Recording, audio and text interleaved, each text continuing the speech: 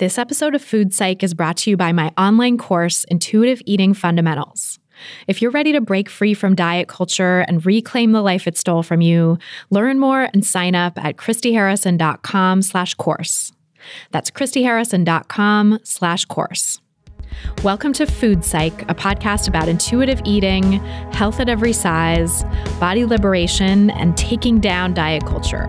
I'm your host, Christy Harrison, and I'm an anti-diet registered dietitian, certified intuitive eating counselor, and author of the book, Anti-Diet, Reclaim Your Time, Money, Well-Being, and Happiness Through Intuitive Eating, which is available now wherever books are sold.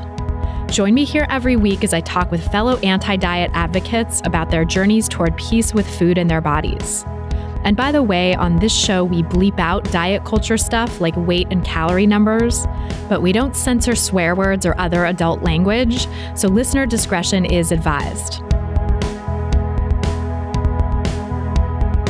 Anti-diet revolution, we're for health at every size. Eat the foods you like.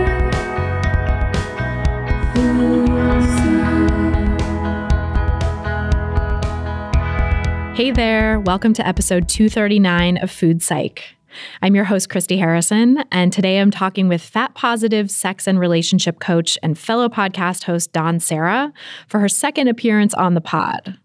We discuss how the COVID-19 pandemic is affecting our relationships with food and highlighting existing social injustices, how diet culture robs us of our ability to embody pleasure, desirability politics and its links to diet culture and oppressive beauty standards, navigating romantic relationships while in recovery, and so much more. It's a really great conversation, and I cannot wait to share it with you in just a moment. But first, I'll answer this week's listener question, and just a quick content warning / trigger warning for the question itself, because it mentions frequency of exercise and a specific eating disorder behavior. So if you don't want to hear those parts, you can skip ahead about 50 seconds for my answer, where I don't use those specifics. And the question's from a listener named Sarah, who writes, "Hi, Christy, love the podcast. It has really helped me through my eating disorder recovery. Before COVID-19, I felt as though I had finally come to a place of peace with my body and intuitive eating. However, with the chaos going on in the world, I'm feeling like I'm going backwards. Listening to my body has become more difficult, and understanding what it needs is confusing. I've been trying to move my body every day in a way that makes me feel better. However, I'm wondering if I'm overdoing it. I also am having a hard time knowing when I'm full / hungry. Sometimes I stop eating because I don't want to become overly full, as I have a background of bulimia and I don't want to feel triggered to purge. I can't tell if I'm trying to mask my disordered eating behaviors. Example, am I just telling myself I am moving my body because it feels good, but what really feels good is feeling thin? Any advice would help. Feeling very confused. Thanks." So thanks, Sarah, for that great question. And before I answer, just my standard disclaimer that these answers and this podcast in general are for informational and educational purposes only and aren't a substitute for individual medical or mental health advice. So this is really a great question, and I will say it is so common for people with a history of disordered eating to slip back into some disordered behaviors in times of stress. And COVID-19 really is an unprecedentedly stressful situation for so many of us. And many of my clients and my audience members are seeing an uptick in disordered behaviors right now because they're trying to cope with the stress, and old coping skills are often the ones we fall back on in times of stress. So just know that you're not alone, and I'm sending you so much compassion for the fact that you're going through this right now. Now, I think you're really on to something with the questions that you're asking about whether you could be slipping back into disordered behaviors disguised as intuitive movement. And the truth is that you know yourself better than anyone else, and I can't really tell from your question exactly what you're doing on a day-to-day basis. But just the fact that you're reaching out to me for help seems to indicate that you know deep down that something is off in your relationship with food and movement right now. And in fact, it might be helpful to know that exercise really is a form of compensatory behavior recognized in the current official criteria for bulimia. And bulimia really means using any quote unquote inappropriate compensatory behavior in an attempt to lose weight or prevent weight gain. And that includes not just the main behavior that we think of when we think of bulimia, but also other attempts at compensation, including restrictive eating, medication abuse, and excessive exercise. And the frequency of physical activity that you reported in your question, coupled with the fact that you're wondering if you're overdoing it and that you think you might be doing it in order to feel thin, leads me to believe that you likely are having a flare-up of disordered eating in a new form. That is, even if you aren't using the most overt bulimic behavior, your bulimia may be rearing its head in the form of compensatory exercise right now. It also sounds like there's some restricting going on when you say that you sometimes stop eating because you don't want to become overly full and feel triggered to compensate.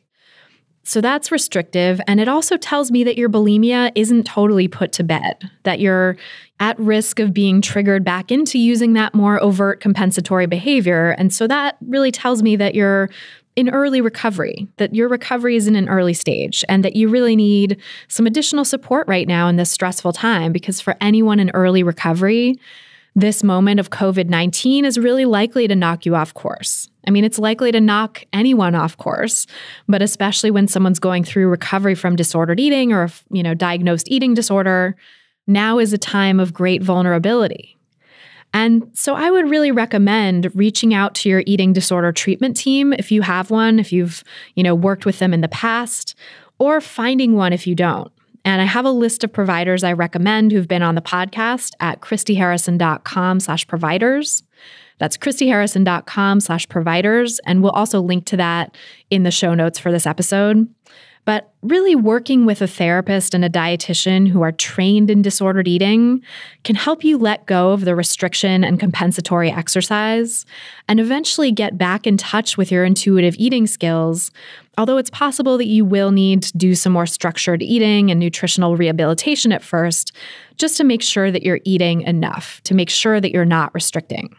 So I really hope you can connect with a treatment team to give you some support in your recovery. And I'm sending you so much compassion in this difficult time, because I know it really is such a struggle for anyone in early recovery going through this. If you want to submit your own question for a chance to have it answered on an upcoming episode, go to christyharrison.com/questions. That's christyharrison.com/questions. And right now I'm prioritizing questions that have to do with the COVID-19 pandemic, since we're still in the midst of it as I'm recording this episode. Everything's still pretty much shut down. So I will be prioritizing those questions for a while until the pandemic seems to be subsiding. And after that, I'll hopefully be able to go back and answer some non-COVID related questions. So you can submit whatever questions you want right now, and hopefully I'll be able to get to your question down the line. And then, of course, if you want to ask me any question you want and have me definitely answer it every month, you can come join my online course, Intuitive Eating Fundamentals. The course has a monthly Q&A podcast just for course participants, where you get to ask your own question and listen to literally hundreds of answers I've given to other people already, so that you can really work through the nuances of intuitive eating and put it into practice in your own life. The course also has 13 modules of audio and written content that teach you the principles of intuitive eating and troubleshoot a lot of ways that people tend to turn the principles into diets along the way.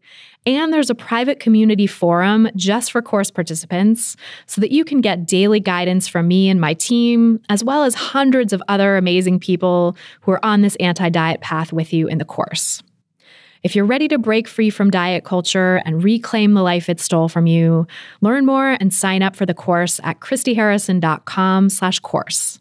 That's christyharrison.com/course. This episode of Food Psych is brought to you by BetterHelp Online Counseling.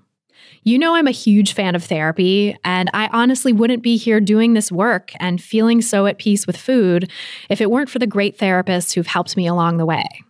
That's why I love BetterHelp, because they make therapy accessible and affordable for people all over the world. BetterHelp offers licensed professional counselors who specialize in depression, anxiety, relationships, disordered eating, and lots more. I'm personally dealing with an uptick in anxiety right now because of COVID-19, as I know so many of us are these days. So I've got an appointment scheduled for later this week with a BetterHelp therapist, and I'm meeting her over video, but we could also do a phone chat and text sessions as well. When you sign up, they assess your needs and match you with a therapist in your area. They're able to make a successful match right off the bat most of the time, but if you start the process and you find your counselor isn't a good fit for you, BetterHelp makes it easy and free to change to a new one so that you can find that great therapeutic connection and get matched, for example, with a Health at Every Size therapist, which I know there are many on the platform. Food Psych listeners can get a free 7-day trial when you go to betterhelp.com/Christy. That's BetterHelp, HELP.com/CHRISTY for a 7-day free trial to find a great therapist now. This episode is also brought to you by ThredUp. Being stuck at home is a good opportunity to take inventory on your closet. And if you're like me, you're realizing that you are sorely lacking in loungewear now that you're wearing it all day, every day. For all of those styles and pieces that you realize you're missing, turn to ThredUp. ThredUp is the world's largest online thrift store with up to 90% off estimated retail. I love ThredUp and often recommend it to my clients because you can use their closet clean-out kit to get rid of clothes that are sitting in your closet triggering you and trade them in for new pieces that are comfortable and stylish and fit the body you have now. Get the styles you love at a fraction of the price. You'll look and feel good with ThredUp. And for Food Psych listeners, here's an exclusive offer just for you. You can get an extra 30% off your first order at thredup.com/foodpsych. That's thredup.com/FOODPSYCH for 30% off your first order. thredup.com/foodpsych for an extra 30% off today. Terms apply. And now, without any further ado, let's go to my conversation with Dawn Serra. So Dawn, welcome back to the show. So excited to talk with you again. I am ridiculously excited to talk to you again. I love talking with you every time we get a chance to connect, and I'm happy to be back on the show. I love talking with you always, too. And we had such a great, epic conversation for your podcast recently, and you've been doing some amazing things on your podcast recently. So I wanted to have you back here to really get into it. But before we do that, you were on the show for the first time telling your story a little over 2 years ago now as we're recording this. It was January of 2018, episode 141. So people should definitely listen to that if they haven't had a chance. But for, those who did listen to that, or for everyone really, catch us up on what you've been up to since then. What's been going on in your life since we last spoke for the show? Well, aside from a global pandemic, so many things. I finished my certification as a body trust provider through Be Nourished. I have been really diving deep into desirability politics and bodies and healing work, and being inside of a lot of questions about collective care, moving at the speed of trust, and ways to find pleasure even when things are really complicated. I spent most of last year kind of exploring the nuance of pleasure in a trauma body. And so much of that work is really fitting in with finding pleasure when we are in this kind of global anxiety. And so doing a lot around that. And of course, my Explore More Summit is happening again this year. So I've been working super hard on that and feeling so proud that conversations I recorded, 6-9 months ago are actually exactly the conversations we need to hear at this particular moment in history. So I'm feeling really grateful for that, and just deepening and expanding into my own healing work and what it's like to be in a fat body in physical isolation amid a growing pandemic, and, just the feels around all of that. So a lot of really exciting things, and also a lot of really challenging things. Yeah, absolutely. It's such a challenging time for all of us, but it's so interesting how this work, any sort of body-based, body trust work and work around reclaiming our bodies and our pleasure and of the ability to take up space, how that all feels so relevant right now with what's going on. It really does. And I think it's it's really interesting to be stretching into so much nuance. It's like a lot of the things that I find I talk about, I know that things that you talk about can be really heady, really asking big questions about structures and culture and the stories we inherit and the trauma and the violence our bodies experience. We can be inside these questions, but to actually live into the questions, to really live into practices of agency and pleasure and choice and really feeling into what it's like to be present inside of tough, scary moments has brought a whole new level to the work that I'm really excited to be connected to so many people that are asking such important and powerful questions at this particular moment in time. And it also, I think, makes me feel a little bit more resilience that I had already been practicing some of these things. And now I'm in a place where the only choice is to practice. So true. Let's talk about that first, that lived experience part first, because I think you're right. We do so much work that is so heady. And as I was telling you off mic, when we got on the phone, on the call, I've been just in my head all day working on a piece about why higher weight is not the risk factor it's made out to be for COVID-19 and like just slogging through journal articles and data sets and all of this stuff. So I would love to like get into my body a little bit with a conversation about the physical experience, the lived experience that you're having in this day and age. It's so interesting how one of the first things that I noticed over the past couple of weeks that was really drawing my attention was, especially being here in Vancouver, we go many months without very much sunshine. And I was having this profound experience of when the sun would peek out, all of a sudden feeling this like flood of gratitude and joy in my body, and this need to go stand outside on my balcony and to actually feel the sun on my skin. And it was this body-based hunger and joy.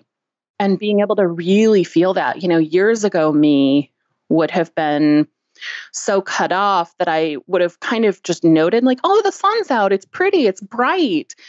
But I don't know that I would have been able to hear that longing in my body and to have acted on it and trusted it just so implicitly, oh God, I really want the sun on my skin. Let me go outside and just really trust that.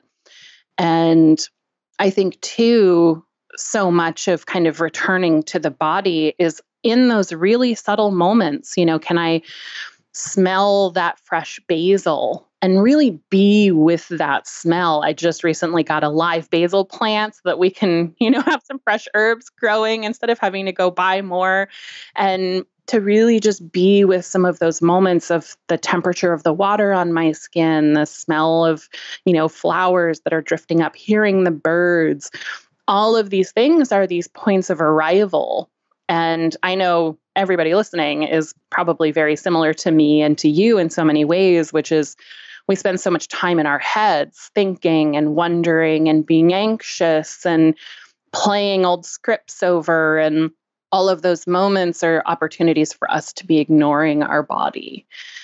And I've been really feeling just the joy and the preciousness and the tenderness of these really micro moments. And I think because everything's just so heightened right now, that really being able to taste a bite of food or to smell something or to love a song that comes on and to allow myself to just be with the love of that song, it's helping me to just keep returning to my body over and over again. And that feels really important, especially now. It does feel so important. I share that with you, that feeling of like holding on to those little moments so much tighter now, like the feeling of the sun on my skin. Or my husband and I started this goofy practice of putting on a song every night and just dancing together around our living room to it, whatever song we feel like, just whatever's kind of inspiring us in the moment. And sometimes it's slow, sometimes it's fast, sometimes it's, goofy, sometimes it's heartfelt. But it's been really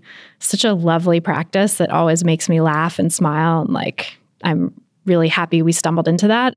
I don't tend to think, how can I cultivate pleasure? How can I cultivate joy in this moment unless I'm prompted? Yeah. And I think that's the case for so many of us. And that to me just speaks to just how tough it is for us as fleshy, human, fragile bodies to be existing inside of systems like capitalism and diet culture, that require us to constantly be leaving ourselves, to be numbing out, to be rushing through, to be focused on perfection or nothing, and to be with our bodies and to start really asking, like, what contributes to my sense of aliveness?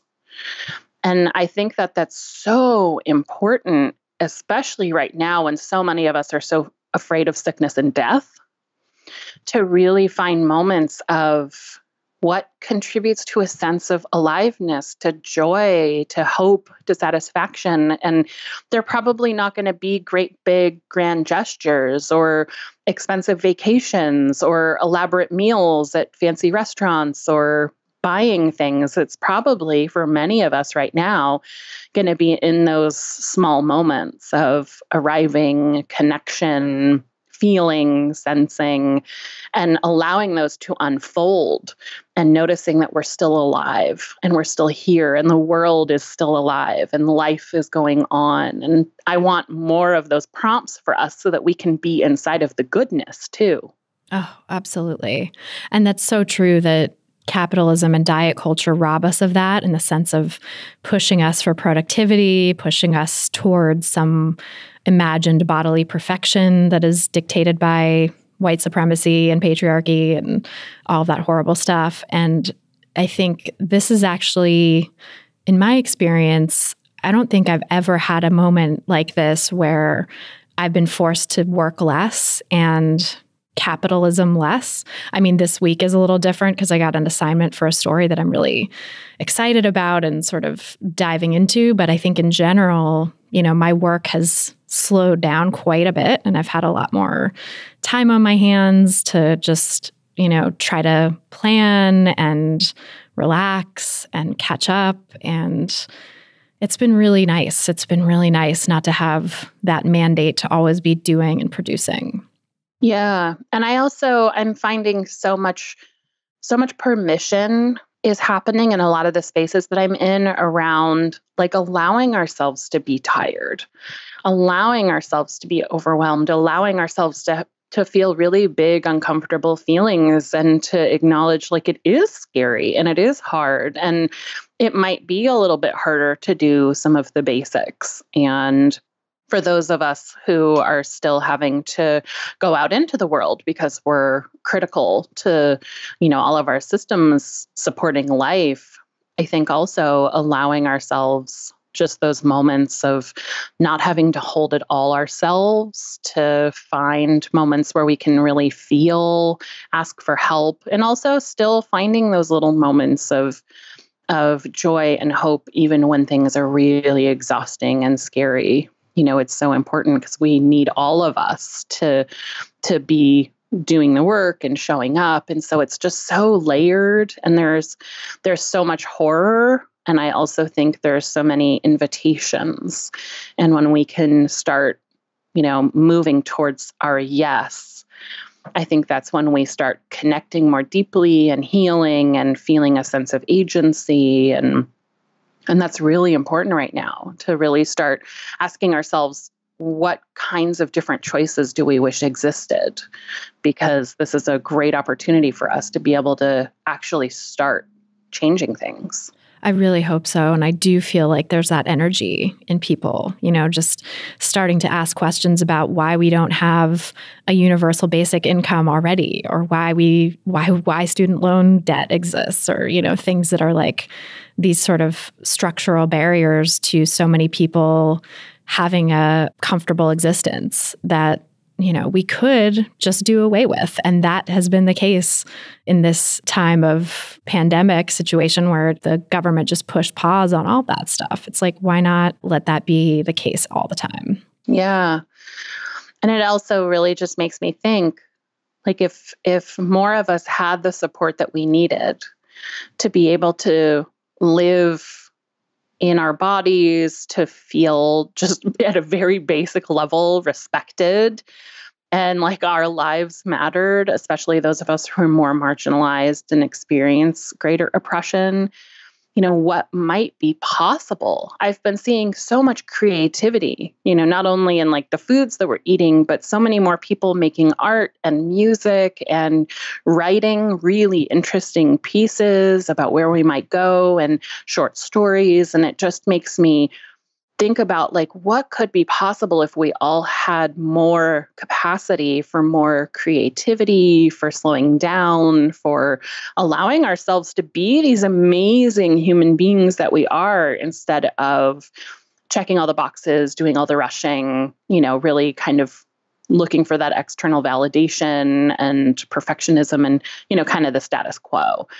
And so I'm so excited to see so many people creating in new ways and stretching into new dreams and possibilities. I hope it does yield some new conversations on the other side. I really hope so too. I'm so curious to talk more about that creativity when it comes to food, because you said that you are sort of experimenting in the kitchen and having to stretch and be more creative with food during this time, as so many of us are, because we're trying to avoid going to the grocery store, or if we do go to the grocery store, sometimes it's out of the things we really want, or we're having to navigate making choices that maybe weren't diet culture approved, and we're being a little more pushed into them than we otherwise might be, even people who are in recovery and trying to take those steps, it's sometimes getting sort of fast-tracked. So I'm curious to hear what your experience has been like of that, both of the creativity required of you in the kitchen right now and with food, and also the flexibility and the resilience, and what this moment might be showing you about where you are in your relationship with food at this time. It has been really interesting for me. Early on, we made the decision that we were really going to take this physical isolation extraordinarily seriously. And that's for a number of reasons, but one of them being that as someone in a super fat body, if we were to experience here in Vancouver a sudden uptick and we were to run out of supplies, we know that super fat bodies, older bodies, and disabled bodies are the first ones that are going to be chosen to not be saved. And we don't want to end up in that situation.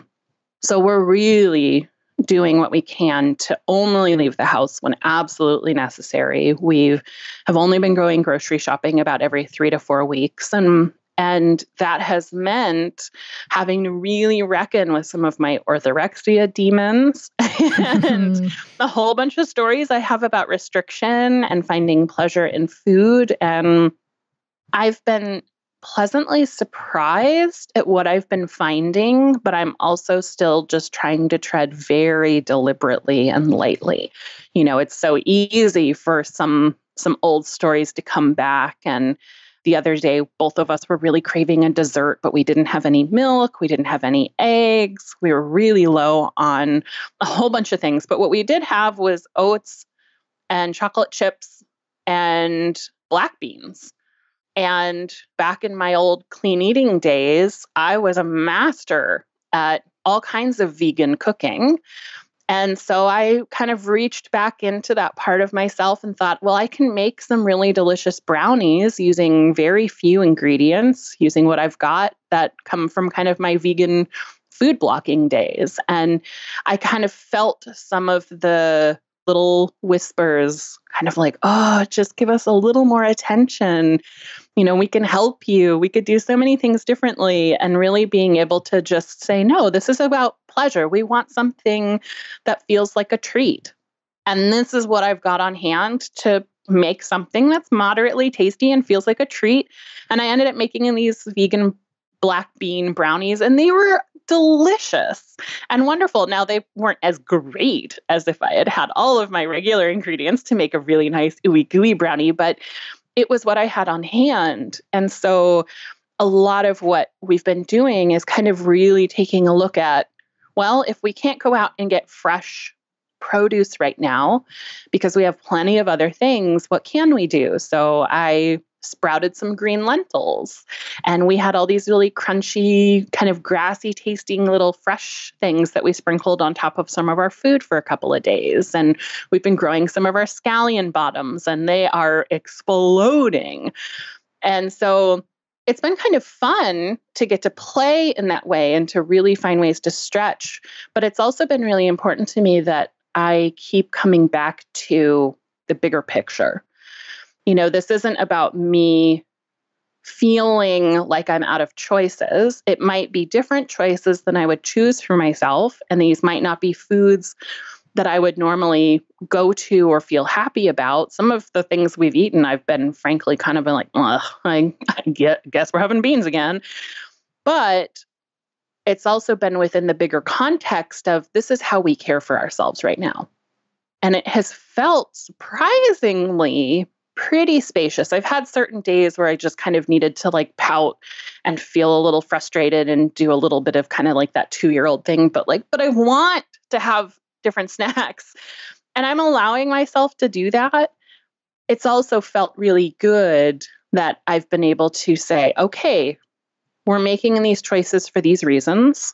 And if that's kind of the bigger picture that we want to hold for ourselves is going outside as little as possible and being as responsible as we can be to reduce risk, then inside of that container, how can I feel satisfied? Where can I find some pleasure? What feels easy to do or playful to do? Some of the things are coming out great, some of them aren't, but just kind of coming back to that place of this is the container that I can work inside of. So then what becomes possible? And how does that feel different to you from like the past orthorexic days of the container was quote unquote health, but it wasn't this sort of immediate real public health crisis. It was more of a nebulous quote unquote health, maybe. It's so interesting how outside of the pandemic situation, I still have some pretty loud orthorexia voices. This one cheesy bite's going to be the one that kills you. And if not this one, the next one. And how that brings a lot of fear into many of my eating experiences.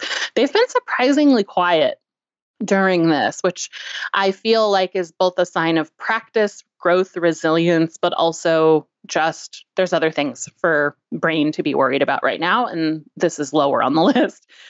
But back in like orthorexia days, there was so much fear about eating anything that was processed, especially if it was outside of just these handful of companies that I had like super vetted. And even their stuff, I would still make alterations to. And this needing to go to the grocery store like every 2 days so that I had the freshest possible stuff that was organic. And I just felt so bound by these rules that I was trying to live by all the time. Rules that certainly weren't mine. They were rules that I had gotten from other places. And it really did feel like I didn't have that many choices.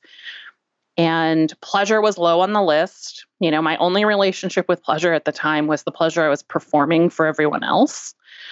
And being validated in that, that's where the pleasure would come from. It wasn't necessarily from the food itself. I mean, God help me. I tried so hard to love cauliflower raw rice that it just never happened. But there was this constriction all the time and this fear all of the time. And to be eating out of the back of my cupboard would have been my worst possible nightmare.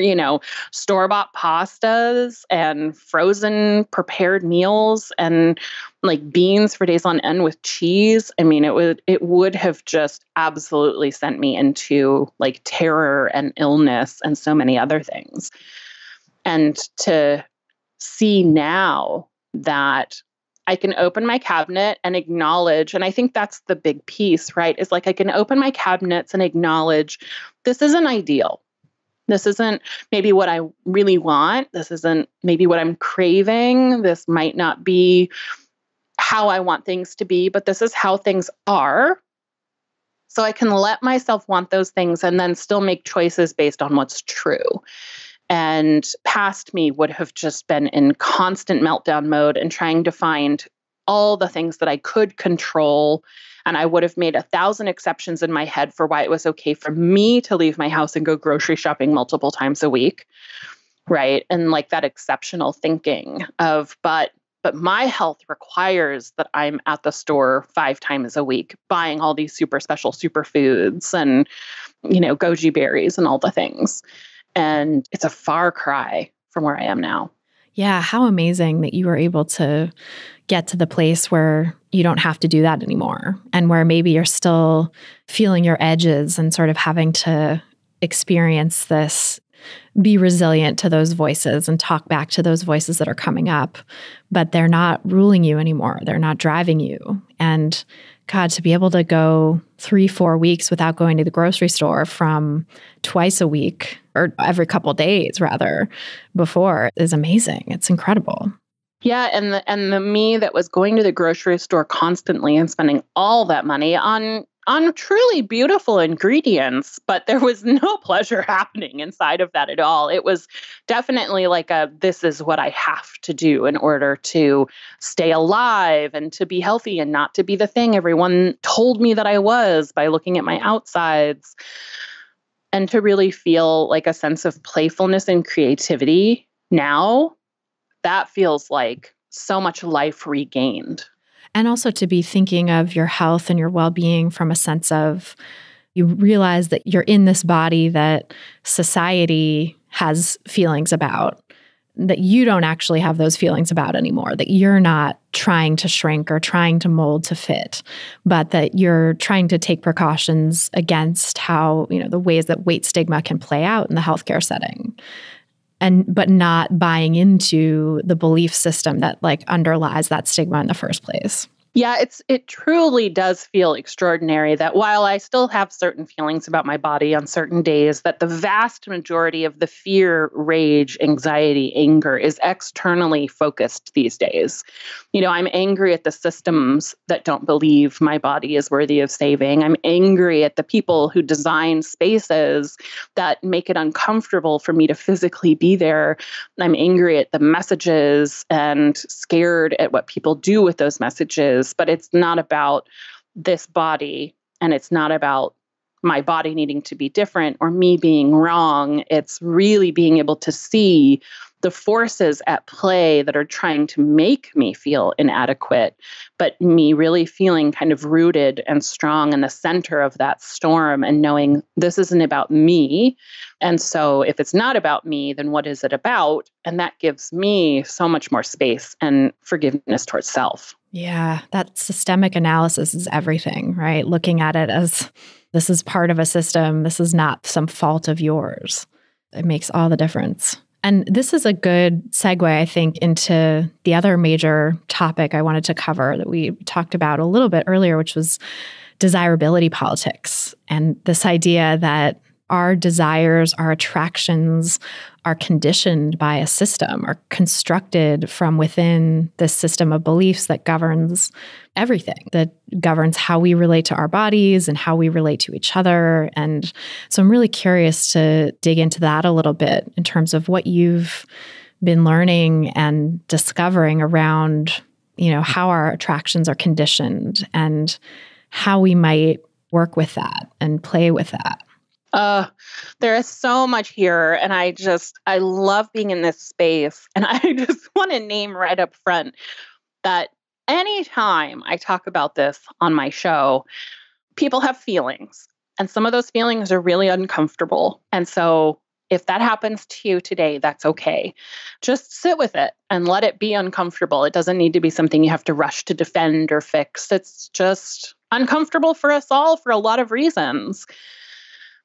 So I started really thinking about this when I noticed that I kept getting emails, and there is a gendered element to this that I'll speak to, although I don't want to paint with too broad of strokes. But, I've been doing my podcast now for 6+ years and gotten thousands and thousands of questions from people. And I started noticing that often women and feminized folks would write in with questions saying, my body's changed and my partner just doesn't find me attractive anymore.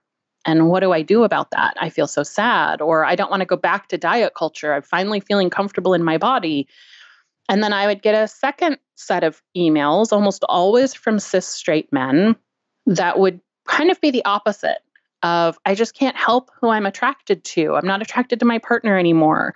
Her body changed, or there's just something that I've always been super attracted to, and you can't tell me I'm wrong about that. And kind of this like constriction and conviction. And I started just really kind of answering those questions and thinking about them, and then tying it to so many other movements, to disability justice, to fat liberation, to anti-Blackness and white supremacy. And I started seeing that so often what we think is a preference is actually a response to the world around us.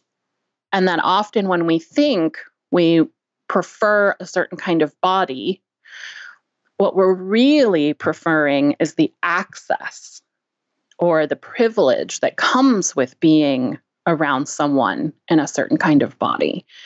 And sometimes, too, our preferences come from a lot of other things, like the people that we were around when we were kids that felt the most normal or that felt the most loving and popular. And that would, of course, then create stories inside of us. But I think what I'm finding is, as I deepen into this work, that so much of what we believe to be preferences that are just kind of coded in us are actually the result of us being deeply social human beings that are exposed over and over and over again from the youngest of ages to very specific messages about who's worthy, who's not, who's desirable, who's not, who gets to take up space and gets believed and who doesn't, who turns heads and who doesn't. And that, of course, becomes a part of our experience of moving through the world. And of course, it feels personal. It feels like, well, this is just what I prefer. But the reality is that we are existing inside of very dynamic systems that constantly bombard us with messages that everyone around us is also soaking up, and that has an impact on us. I so identify with that, and I feel like that was also, realizing that and starting to learn that and dig into that was very uncomfortable for me at first as well. And, when I first started my podcast 7 years ago, I was still in my recovery. I was still in the process of healing the last bits of my relationship with food, and certainly healing my relationship with my body, and also my body in relation to other people. I had been through some trauma and was dating, and had, the trauma was related to dating and sex. And so there was definitely a lot of fear and anxiety there. And I think that looking back on that time now through this lens of understanding desirability politics a little bit, I can realize that I was expressing back then a lot of preferences for particular body types in the men that I dated. And I think that was so wrapped up with how I wanted to see myself in relation to them, feeling small, feeling okay in that smallness.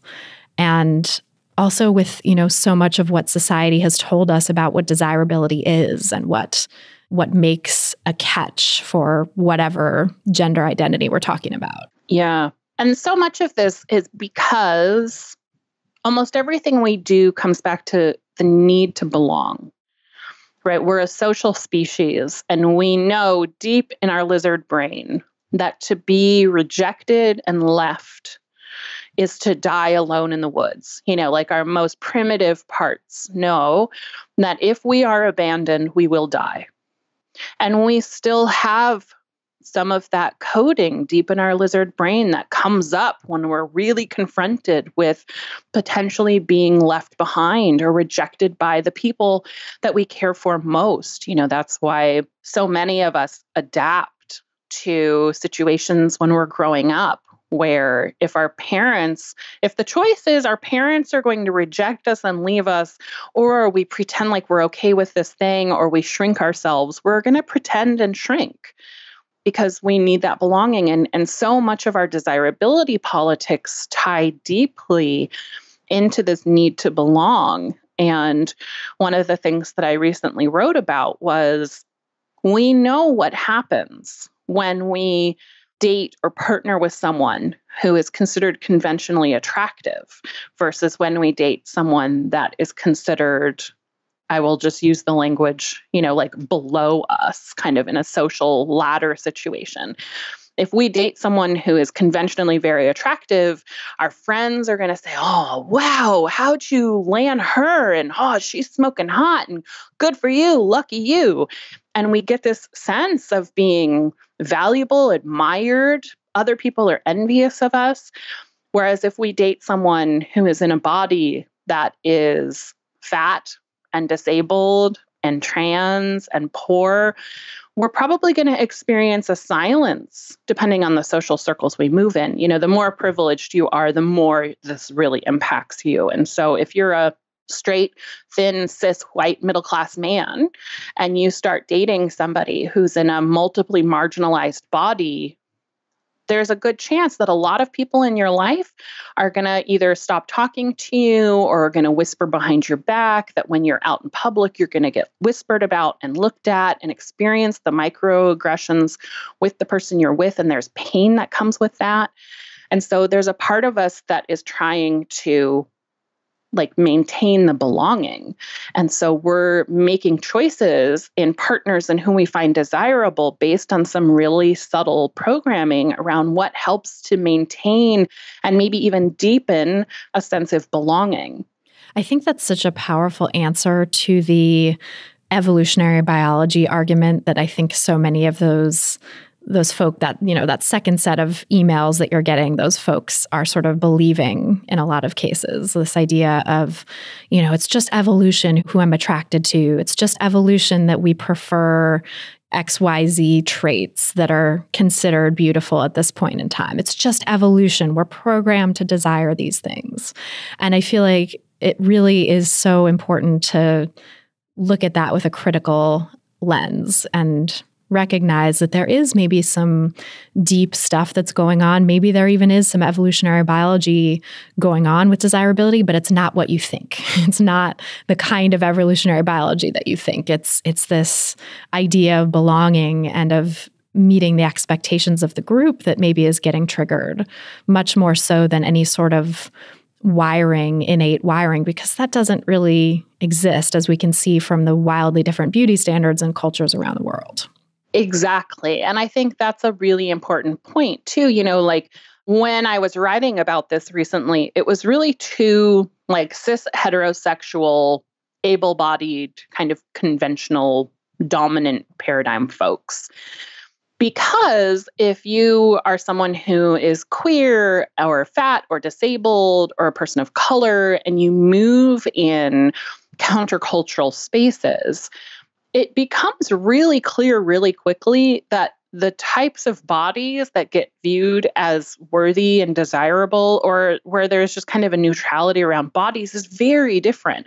In queer circles, especially queer, poor, disabled circles, there is such a wide variety of bodies and abilities and neurodivergence, and there isn't the same barriers because there's a whole different level of privilege and access happening.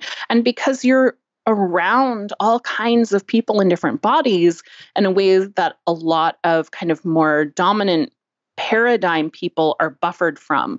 When you grow up in a largely white community in a middle class area where the only exposure you really have to immigrants and to disabled folks is through the TV shows and the movies you watch, that's going to have an impact on the types of bodies you see as worthy, versus when you are existing in social circles that have all kinds of different bodies and languages and beliefs and abilities, you're going to really be opening up to see that there are some really incredible fat folks in the world and some super incredible disabled folks and people who have so much creativity, but because they communicate in a way that's non-dominant, a lot of people pass them by or don't give them the time of day. And so I think so much of what this comes down to is making the choice to start exposing ourselves to all different kinds of people and the softening that has on us. The ways that we start realizing there's so many different ways to exist and so many different people that are bringing so many amazing things to the world that I didn't even know about. And that starts to shift some of those stories around belonging. How would you advise people to start doing that work, to start exposing themselves to different bodies and different people in order to try to widen their paradigm? There's a couple of things. The first is I have experienced this personally, and it was terrible. And I have seen this happen too. What you don't do is, okay, well, I'm going to force myself to hook up with some people in these other kinds of bodies because that's going to make me seem more woke. And I'm just going to kind of grin and bear it and try and get through it so that I can say, see, I've had fat partners. That's not what we want to do. That's very tokenistic and performative. So what it might mean is starting from a place of, wow, I realize that all the bodies and people that I find attractive really fit the dominant paradigm. How do I feel about that?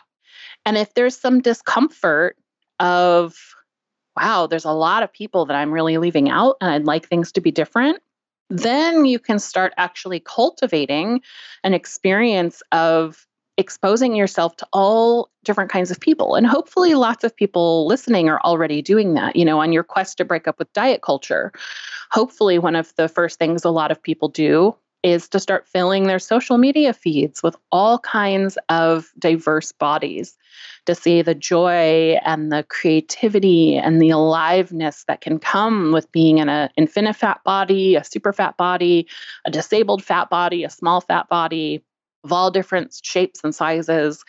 And so it's kind of a similar thing of it is going to take time to really start changing the ways that we view bodies. So we can start doing that by changing the input that we're taking in, right? So maybe it's canceling some of your mainstream magazine subscriptions and watching less mainstream TV and turning towards queer artists and disabled artists and horror artists and creators, and really letting that take up some space for a while.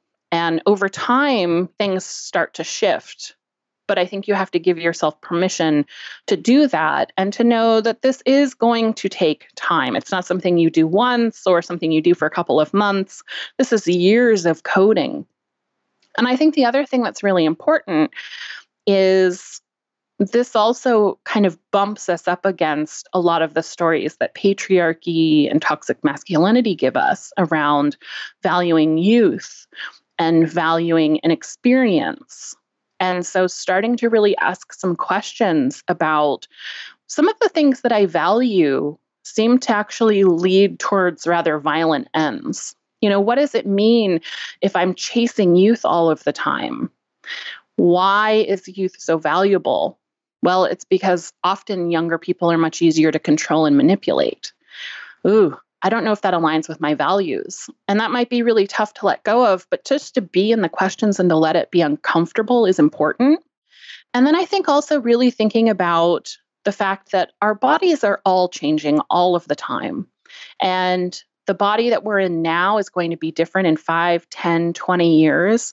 And when I really think about the kinds of people that I want in my life, regardless of what their bodies look like, regardless of how conventionally attractive they are or they aren't, really starting to kind of do a values check on what kinds of relationships am I cultivating? Am I cultivating relationships with people that would love me and celebrate me and cheer for me if I put on a significant amount of weight, if I became disabled and was in a chair, if I'm already in a chair, if I became more disabled and was on a permanent ventilator? Am I cultivating relationships with people where as my body ages, they're going to see that as this beautiful gift of wisening into my years? Are we able to share real, big, challenging questions with each other and to play and to laugh? Or is it always about what we are or aren't eating, about our bodies. And if my body were to change or someone else's body were to change, would they no longer be part of our circle? So really kind of taking a look at multiple aspects of our lives and the relationships we're having starts to reveal a lot of places where we can grow and just be in the questions for a while. I'm curious, if there's any sort of nuance to that idea for people who are dating and maybe having casual sex versus for people who are in monogamous relationships or maybe non-monogamous relationships but have a committed partner. So I think the first thing that I'll say is for people that are outside of physical isolation times, having casual sex and doing lots of hookups, I think it's really important for more of us to note, who am I willing to sleep with and who am I willing to actually be seen with? If there's a difference in those answers, my hope is that you would want to reckon with that. My hope is, as someone who's fat and has experienced this, if you're the kind of person who loves having sex with people that are in larger bodies, but when it comes time to actually go out on dates or to be seen in front of friends, if you aren't willing to be seen with people in larger bodies, that right there is an opportunity for some serious reckoning, because that's causing harm. Trust me, the people that you're sleeping with and don't want to be seen with, no. And it feels really uncomfortable and crappy to be on the receiving end of that.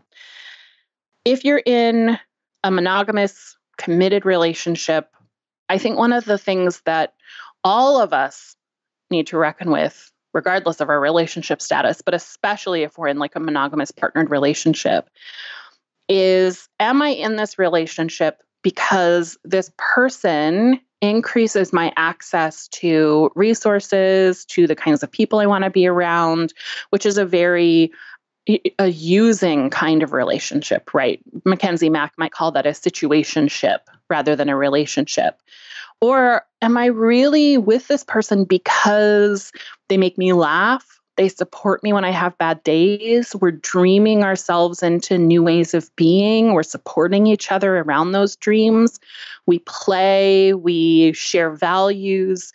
If those things are true, then my guess is it's going to be much less distressful if somebody's body changes, because that's so much of the common theme that I see in the emails that I get, specifically from women, which is, if his body changed, I wouldn't care one bit, because what I love about him is the ways that he makes me laugh and how great he is with our kids and the things that he wants to accomplish with his life. And the sad fact that these women are starting to bump up against is that that's not reciprocated. That on the other end, what their partner is getting out of the relationship is those things, but it's overshadowed by how you look and thus how we look when we're moving through the world. And so I think really doing a relationship audit, on our friendships, on our intimate relationships, on the people we associate with, what kinds of relationships am I cultivating and what kind of person do I show up to be in those spaces, can really start to reveal places where maybe we're not as nourished as we thought we were.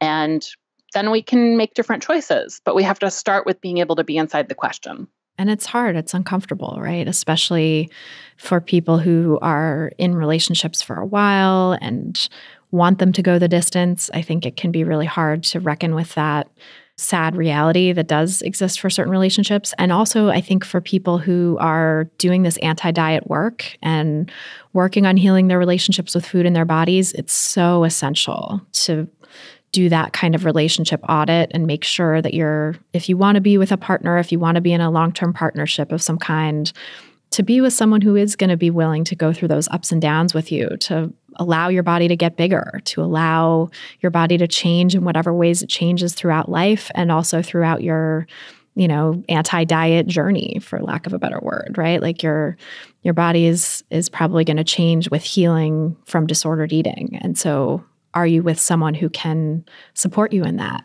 Yes. And I do want to name that we're all going to have different levels of being able to be inside of that uncertainty, right? Some of us are going to be in places where we just absolutely cannot wait for someone to catch up with us. We've spent too much of our time waiting, and I just can't do that. And other people are going to say, well, if it takes them a couple of years or a couple of months to really start opening up to this idea of anti-diet, then I can tolerate the discomfort of that and some of the emotional labor that'll come with it.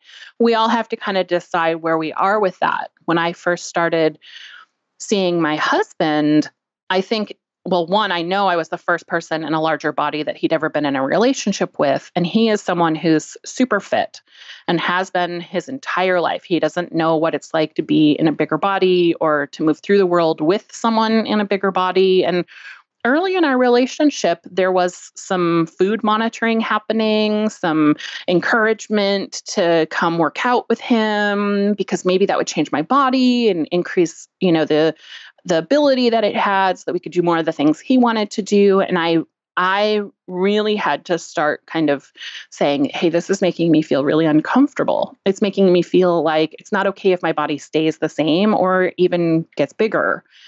And I want us to be able to have a relationship where I feel safe to be in my body the way that it is and without feeling like I'm being policed. And he really reckoned with that and changed and went really deep into learning about body positivity and fat liberation, and things are very different. But there was a number of months particularly, but even a couple of years at the very beginning where there was some microaggressions happening. Now, to be fair, because I'm white and he isn't, there were microaggressions happening in the opposite direction. So there was definitely some discomfort, where I would say something and then realize like, oh shit, I just white ladied everywhere. And I'm really sorry. I realized what I did. It's not okay. I'll do better. And vice versa, for him to say, I realized that I was subtly monitoring your snacking, and that's not okay. I want you to have as much of something as you want that feels good, because I want you to listen to your body and not what I think about it. And we had to have some hurts. And we had to do some repair around that. But then we got to a place where we had done that so much that now we're much more skilled and we're much more resilient, and we can repair very quickly around those things. But not everybody's going to have that same level of tolerance and wanting to do that work. So I think that's something else too that we all just have to kind of ask ourselves is, does this person want to come on the journey with me? And if they do, how much work am I willing to do, and how much work do they need to do on their own? And then to navigate that. It's going to be uncomfortable and it is going to hurt sometimes. That doesn't mean something's wrong, but that's part of what growing and learning means. And I so appreciate that you shared that, because I feel like it's really important to name that these are systems of oppression that are conditioned into all of us. And so probably no one, it's going to be a very rare person anyway, that you could be in a relationship with who would just all of a sudden get it the same way that you do. Like if you've been listening to this podcast and doing this anti-diet work and consuming all of the anti-diet content that's out there, and your partner hasn't, or maybe they're really new to it because you introduced them to it, and they have all their own baggage and their own history with disordered eating and diet culture, and they're at a different place in their journey with breaking free from diet culture and maybe not quite as ready or haven't gotten to the place where it's really evident that it's hurting them in the same way that it has been for you, then yeah, I think it's always inevitable that there's going to be some disconnect in where people are at. And I think it's so helpful that you name that, just to say like, it's okay if you want a partner who gets it already and you can look for that. And it's okay if you are willing to bring someone along and like give them a chance and talk through and have those messy conversations. Yeah. And really deciding like some of these subtler microaggressions, okay, we can work with those. Those are harder to name, but here's the things I'm not willing to compromise on. So I need you to not comment on these things. It's not okay for you to make comments about my body, and to be really clear. And this is how I keep myself feeling safe in this relationship. Yeah, setting those boundaries. Yes. And reinforcing boundaries too. I always say like that's half the battle with, or maybe most of the battle with boundaries, is like reinforcing them even after you've set them. Because I think a lot of times people don't even know when they've committed a microaggression. They might not right away, especially before they've had a chance to reflect and become self-aware about it. They might not understand that them talking about their diet is just as harmful to you as them talking to you about your diet, or them talking about a mutual friend who is doing some sort of exercise plan is also a weight-related microaggression they need to stop. Yeah, a lot of these things we don't discover until we've stepped on the landmine. And ouch, okay, well, it already hurts because the oops happened. And now we get to make some choices about how do we repair? Is that something we could do again? What do we need to do to work around that? And I think that's a part of recovery. That's part of relationships. That's part of sex. It's just part of being human, is that so often we spend so much time trying to avoid the things that we know are going to hurt, and in the process create so much more suffering, versus being able to just be inside of the practice and the uncertainty, and then, oops, well, that hurt. How can we do better? What do you need? How can I be there for you? Because it's probably going to happen again. And then we just get better at it so that we repair and move on much quickly down the road. How do you think someone who's new to this with a partner can broach the subject and start having those kinds of conversations when maybe they're not used to having them, or maybe their partner isn't even aware that they're going through this? I think a lot of times when people are new to this anti-diet work, especially, there's been maybe years when they were following diet culture's rules and trying to abide by them and trying to be what diet culture wants them to be, and even have recruited their friends and family and loved ones into that process of policing their food and their exercise and applauding them when they lose weight and all of that stuff. And so transitioning out of that and saying, actually, the stuff that you did before that I was also fully on board with, I've realized it's actually harmful and I don't want to do that anymore. That's a tough conversation. So what do you think some ways are to sort of broach that with someone? One of the things that I think can be really helpful, and this is true whether you're talking about sex and a kink that you've never disclosed, or about being on this anti-diet journey and in recovery, is focusing on some of the generative things. How would you love for your relationship with your body to be if no one ever commented about it? If you ask someone that question, they probably have an answer. And being able to get really curious about someone else's experience. What's your body story? What would it be like to feel freedom in your body all of the time? To feel like nobody was policing how your body looked or your food looked? Or what if you were raised in a household where no one had ever talked about weight or diets? To be able to kind of go into that creative, dreaming type of a conversation with someone is going to be so much more generative, because you get to discover things together than focusing on all the things that are going wrong and what you're scared of. And there's kind of this constriction energy versus this like open, curious energy. And so I think so often we tell ourselves a story of how we know someone's going to react. And we might be right. But often the people in our lives do have the capacity to surprise us because they're having an experience that we know nothing about too. And so whenever we're trying to initiate new conversations or move things in new directions, I think it can be really helpful to start with curiosity about the other person's experience, and then trying to find places where there's some commonality or some intersections. If you were to ask someone, what would it be like if dieting totally didn't exist in the world? And for them to say, oh man, I would have spent so much less time in college doing XYZ, right? I've been thinking about that a lot too. And now you've got an in for being able to share some of the things. And it might take a couple of tries. There are some people who are going to be suspicious of you trying to bring up some of these conversations, but really being vulnerable first and sharing some of the things you've been thinking about can also be another way to just create permission for someone to share. So I would say kind of starting from that place of curiosity is really good.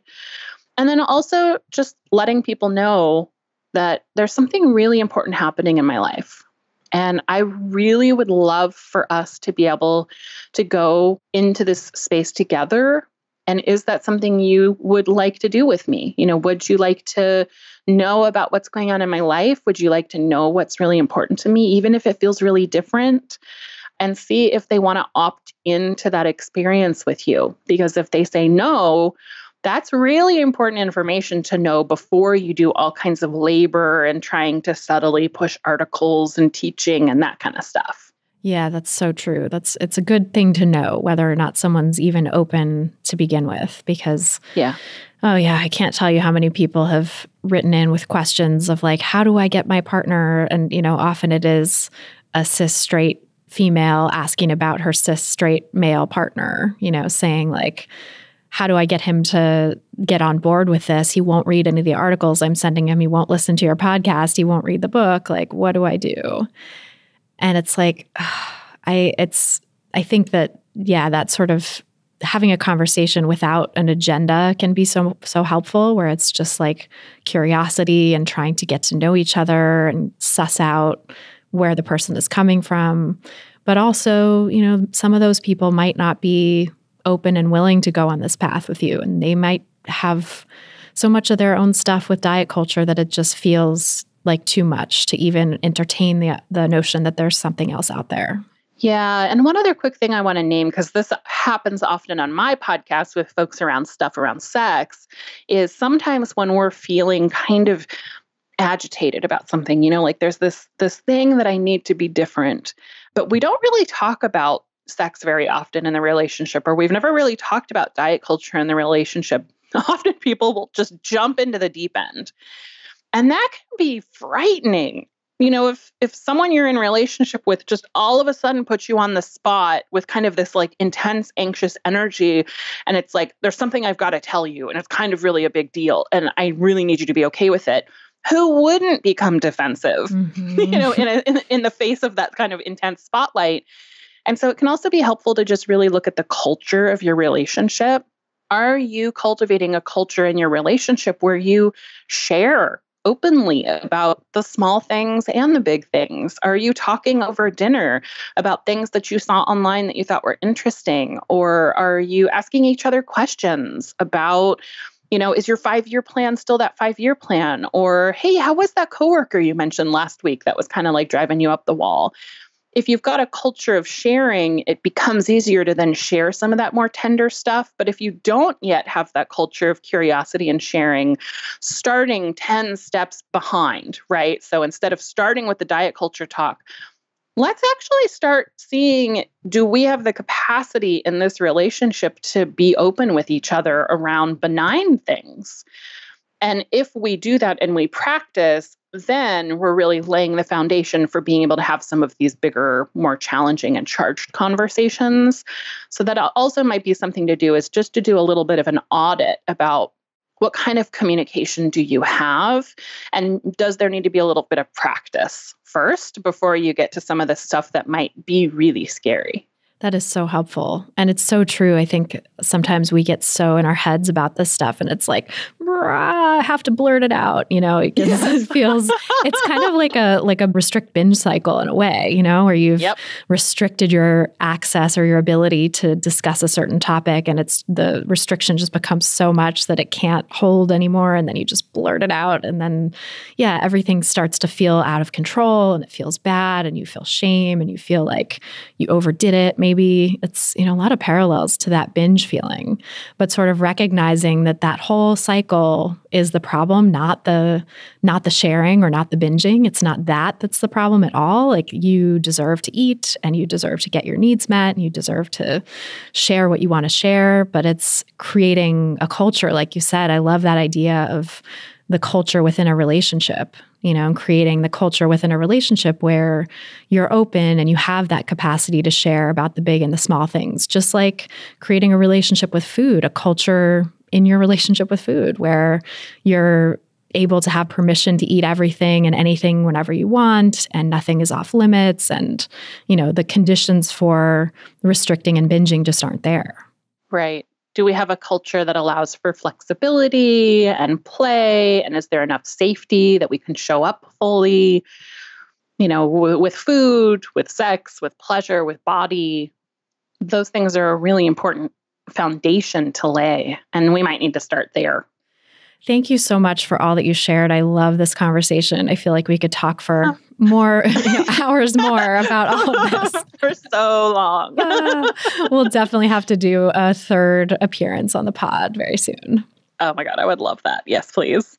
Thank you so much. And can you tell people, if they don't know, where to find you online and listen to your podcast and all of that good stuff? Yes. So I am at dawnserra.com. Serra is Serra. I have my annual free online conference happening April 20th to the 29th. That's at exploremoresummit.com. And if you don't hear this until afterwards, still go check it out, because you can always get the talks afterwards as well, or sign up for next year's.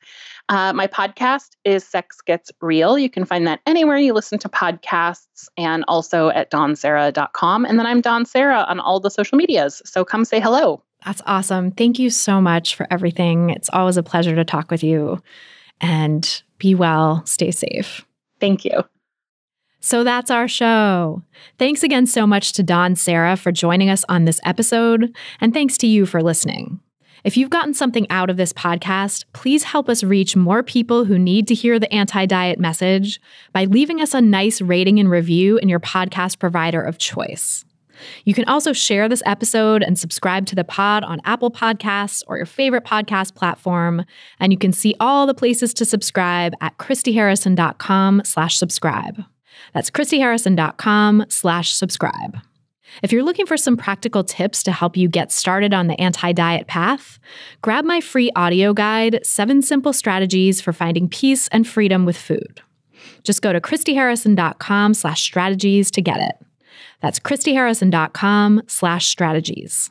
To get full show notes from this episode, including all the resources we discussed, plus a full transcript, just go to christyharrison.com/239. That's christyharrison.com/239. And to get the transcript, just scroll down to the bottom of the page and enter your email address.